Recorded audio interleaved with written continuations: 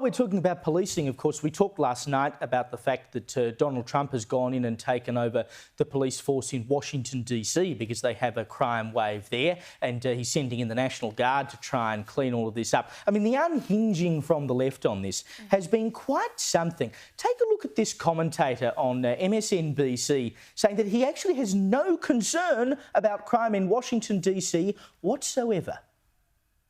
When I go to D.C., I'm not afraid of losing my wallet so much as I'm afraid of losing my vote. I'm not afraid of losing my wallet so much as I'm afraid that my children's freedom to breathe will be stolen in a world where climate change policy is non-existent.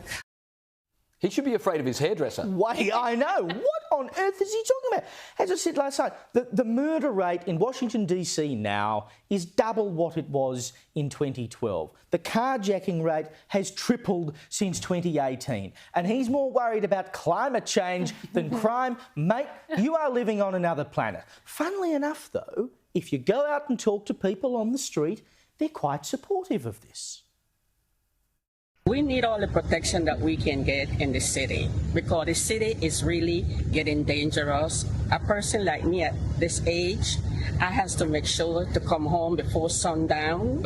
We need all the protection that we can get in the city because the city is really... There you go. I mean, people on the street say, hallelujah, someone is coming in finally to clean this joint up. And is it any wonder? Because today, the police chief in Washington, D.C., Pamela Smith, was asked a very simple question.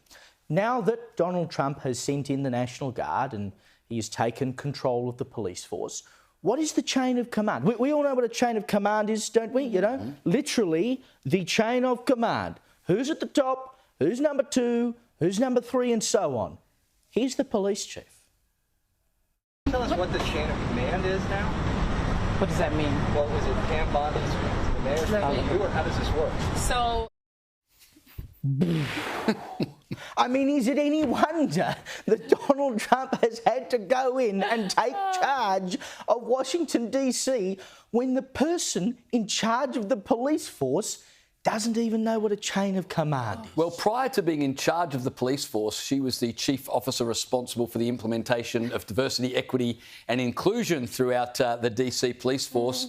And then she was promoted to police chief. So I don't know that we should be that surprised she hasn't a clue what she's doing. No wonder Donald Trump's had to bring in the National Guard. If the police chief is so clueless, then the feds have to come and do something. But how removed from reality is the commentator on MSNBC in his ivory tower pontificating about the dangers of climate change, far removed from the real experience of people living in the streets of the city. Yeah, and it's like if your kids are permanently traumatised because they've been the victim of violent crime, I think that's going to be more inhibiting on their life than potentially climate change at some point in the future, globally, worldwide, that you can't really do anything about anyway.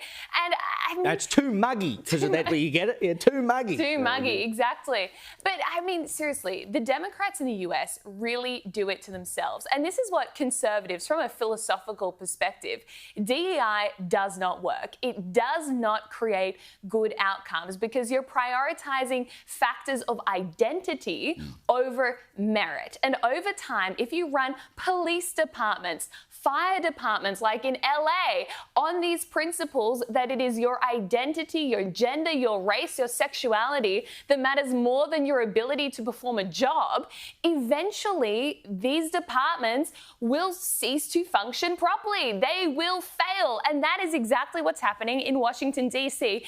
In real time, we're watching the left's agenda and idea of how to run the world collapse because it doesn't work. Yep, absolutely.